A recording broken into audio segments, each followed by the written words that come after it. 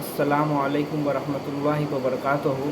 मैं मोहम्मद नसीमुज़्ज़ोहा कमाल, मेरे वालिद का नाम मोहम्मद मुस्तफ़ा कमाल।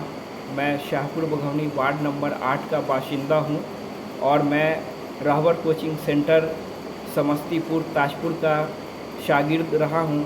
और मैं 2009 से 2012 तक मैंने रहबर कोचिंग सेंटर से क्लास 8, 9, 10 तक पढ़ाई की और उसके बाद फिर मैंने रहबर से ही इंट्रेंस एग्ज़ाम का तैयारी किया और दिल्ली पूसा पॉलिटेक्निक में मेरा एडमिशन हुआ और मैं वहाँ से केमिकल इंजीनियरिंग 2016 में पास आउट हुआ।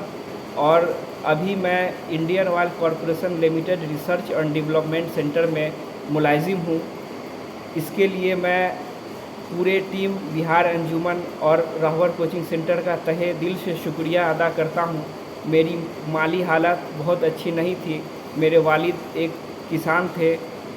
मैं बहुत ऊंचा तालीम हासिल नहीं कर सकता था, लेकिन रहबर कोचिंग सेंटर और बिहार अंजुमन के मदद से आज मैंने ये मकाम हासिल की कि मैं Indian oil corporation research centre में एक रिसर्च एसोसिएट के पोस्ट पे मुलाजिम हूँ। शुक्रिया।